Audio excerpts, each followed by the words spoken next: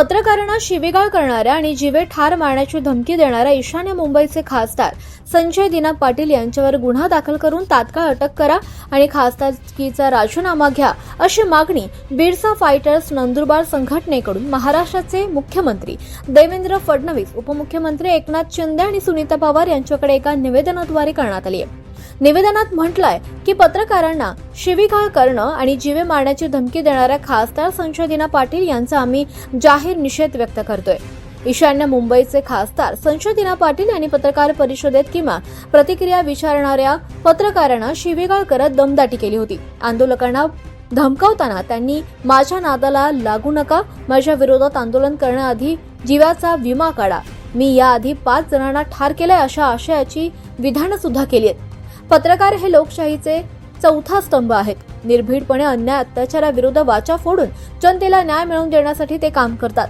परंतु खासदार संजय दिना पाटील सारखे गुंड प्रवृत्तीचे खासदार पत्रकारांचा आवाज दाबण्यासाठी पत्रकारांना वाईट शिवीगाळ करून जीवे ठार मारण्याची धमकी देतात, हे अत्यंत निंदनीय आहे। पत्रकारांना धमकावणं हा गंभीर गुन्हा आहे। संजय दिना पाटील यांना खासदार पदावरच्या व्यक्तीला हे शोभत नाही।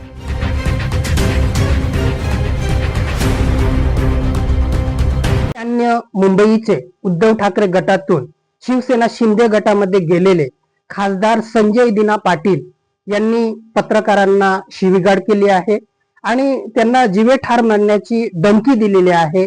या गुंड प्रवृत्तीच्या खासदार संजय दिना पाटील यांचा आम्ही बिरसा फायटर संघटनेतर्फे जाहीर निषेध व्यक्त करतो। एका पत्रकार परिषदेमध्ये पत्रकारांनी प्रश्न विचारल्यानंतर या गुंड प्रवृत्तीच्या खासदार संजय दिना पाटील यांनी पत्रकारांना धमकी दिलेली आहे। यापूर्वी सुद्धा माझ्या विरोधात जर तुम्ही आंदोलन केलं तर तुम्ही आपल्या जीवाचा विमा काढून ठेवा, मी या आधीच 5 जणांना ठार केले आहे अशा पद्धतीची धमकी त्यांनी आंदोलनकर्त्या म्हणजेच जनतेला दिलेली आहे।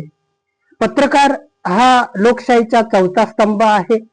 ते निर्भीडपणे अन्याय अत्याचाराविरोधामध्ये बातम्या छापून, आवाज उठवून, अन्याय अत्याचाराला वाचा फोडून जनतेला न्याय मिळवून देण्याचं ते काम करतात आणि संजय दिना पाटील सारखे गुंड प्रवृत्तीचे खासदार हे पत्रकारांचा आवाज सुद्धा दाबण्याचा ते प्रयत्न करतात।